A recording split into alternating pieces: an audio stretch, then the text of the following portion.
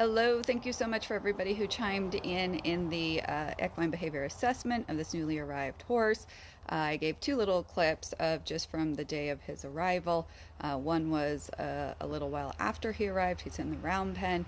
For those who were concerned about food and water, it was less than 70 degrees out and he wasn't there for very long, so he was okay there. And in the second part of the clip where he's out in his nighttime pasture, there is water at the top of the hill, which he was able to find immediately, and there was food behind him. So for those who are concerned about that, that was taken care of. But one of the things I wanted to bring to light in assessing equine behavior is how often I find that people, especially in these clips, and I know they were very short, I know there was no context, but it's like people need a story to then translate what's happening rather than actually seeing the horse in real time. And the reason why I specifically posted these two little clips was because I find that people have to know the why. So certainly in the second clip where he's standing in the pasture and he's looking over the fence, people are talking about, he's looking at horses, he's looking for the herd, he's lonely, he's this, he's that.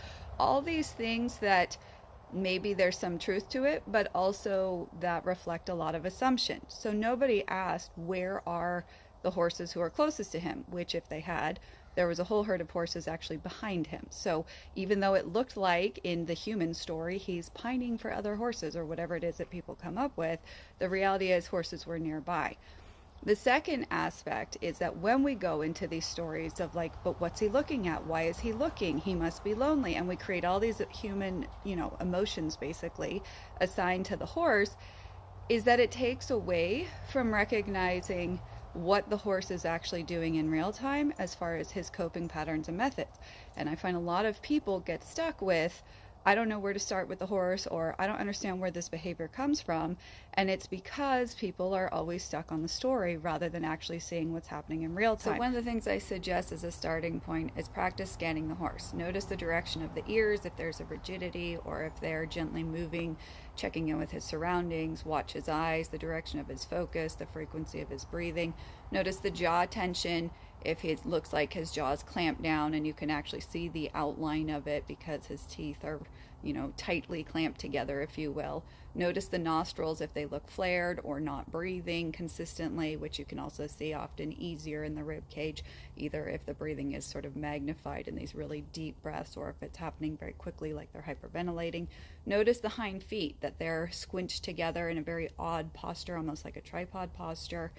You want to notice that as he holds his head, I'm going to say overdevelopment of muscles on the underside of his neck, which tells you this is not a one-off type of behavior or reaction, and that this is often his go-to response.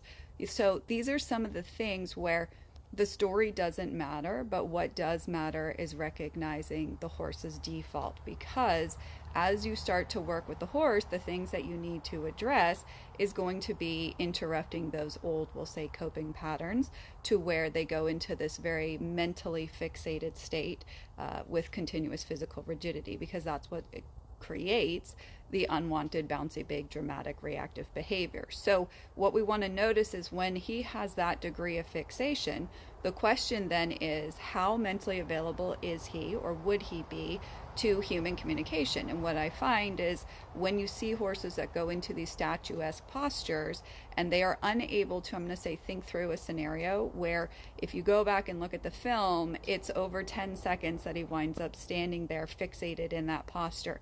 I know that doesn't seem like long, but in the horse time, that's a very long time. And so if he is unable to help himself think through scenarios, he's certainly not, I'm going to say, going to be available, mentally present to the human's input, which gives you insight as to the very first place to start the conversation. So the goal of sharing the two different clips where he's sort of moseying around in the round pen where he is still carrying tension despite his, we'll say, low posture. If you watch his movement, the size of his steps, how he moves, the amount of, we'll say, pushing into the panels of the round pen, all of these things are indicators as far as, I'm going to say, quietly defensive behavior. And then when you see him in the second clip where his posture, first he comes gently trotting off the hill. It's not balanced, it's chaotic, is full of tension. And then when he comes to a halt and he becomes, I'm going to say, statuesque, where even in the clip I have text that say, yes, I'm still filming, because there's so little movement. There's very little ear movement, there's no blinking, the breathing is very short and almost like hyperventilating, the posture is not natural.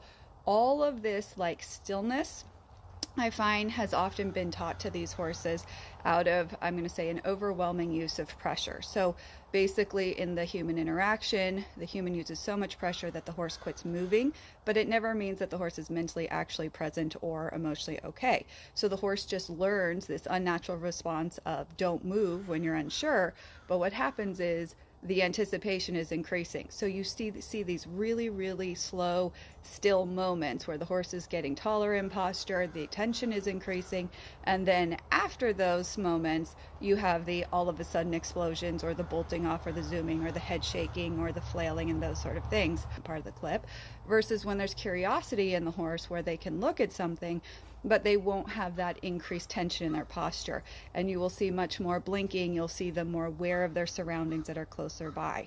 So again, these are always opportunities to perhaps refine your awareness of how often you might be going down, I'm going to say, the rabbit hole of distraction of, yeah, but what's he looking at, and why is he that, and he must be feeling this, and he must be that, without actually seeing what the horse is doing in real time. I always say the horse will always tell you what's coming. It's a matter of if the human's listening. So when you see postures where the horse is imposing and pushing, when even though he looks quiet and it doesn't look triggering to the human when he's in the round pen, or you see postures of unnatural stillness and increased tension and high levels of fixation, it tells you that if you were next to that horse and he was triggered, he would run right over the top of you. He would have no problem, not out of aggressiveness, but if you just happened to be in the way and he had a strong thought, that his way of coping is either shutting down and doing nothing, and then what follows is the pushing and the imposing. So again, I share these videos. If you're looking for in-depth, I actually have our whole first, both the first session that we did working in the round pen and also the first session loose in the pasture, of what does it look like when I go through an assessment of a horse, how they feel about spatial pressure and physical pressure, what happens when I change patterns in their expectation, like they see the halter and they have a certain idea of how things are going to happen. Distraction, we wound up in the middle of the pasture clip having the neighbor's dog show up unexpectedly, and deer, redirecting the thoughts, recognizing where there's a strong pullback in a horse without ever having to tie the horse, all kinds of things. So if you're interested in that, you can go ahead and clip the bio link, and that will take you to the my remote horse coach video catalog, and on there those clips will be posted shortly. So thanks for your input, everyone, and keep watching for glimpses of his journey.